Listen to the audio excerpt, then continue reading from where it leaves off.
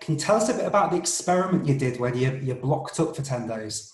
Yeah, awful idea. I'm glad we did it in the end. I had been talking with the chief of rhinology research at Stanford, who had been complaining how no one was paying attention to the nose. He's like, this is such an essential organ. And he knew how bad mouth breathing was, but nobody really knew how quickly the problems associated with mouth breathing, respiratory distress, the fatigue, the increased chance of having infections. No one knew how quickly that came on. So we were talking at lunch, and I said, well, why don't you test this? You're at Stanford. You have the ability to test this. He's like, I can't test it. It'd be unethical to know, knowing what I know. So I volunteered I said, well, why don't we do an experiment, 20-day experiment, and found someone else, a breathing therapist from Sweden. Thought this would be interesting to find one of the best breathers in the world and make him one of the worst, by mouth breathing. But we didn't want this to be like a supersize me experiment, because something like 25 to 50% of the population breathes through its mouth. So we were lulling ourselves into a condition that I knew as a kid. I was a mouth breather, and that I would probably know later on in life. So for 10 days, we had silicone plugs up our nose, tape over them, so we could get absolutely no air up our nose. We were forced to breathe through our mouth. And within a night, we both started snoring. We hadn't snored before. A couple nights after that, we were snoring 4 hours throughout the night. We got sleep apnea as well. We started choking on ourselves.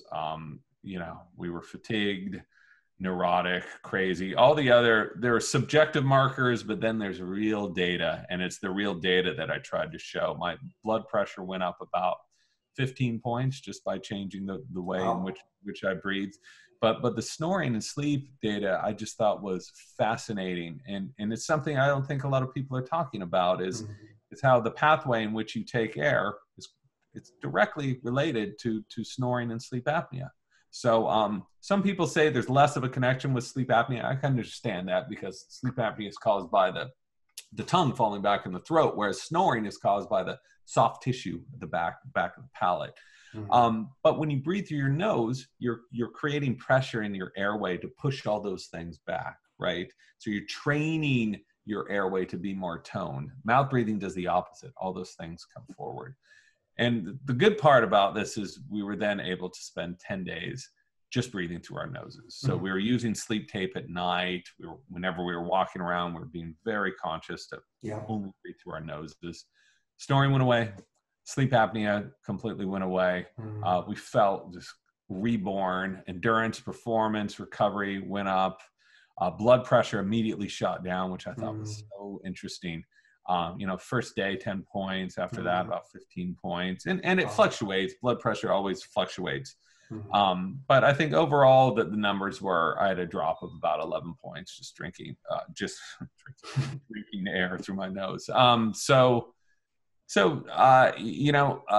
When people think about when it's allergy season and they're thinking about when they're getting inflamed, their adenoids and tonsils are inflamed, that's when a lot of sleep apnea comes on. And that's one of the reasons I think that mouth taping is a great way to train yourself to breathe through your nose. Again, this is not fringy stuff. We did this experiment at Stanford.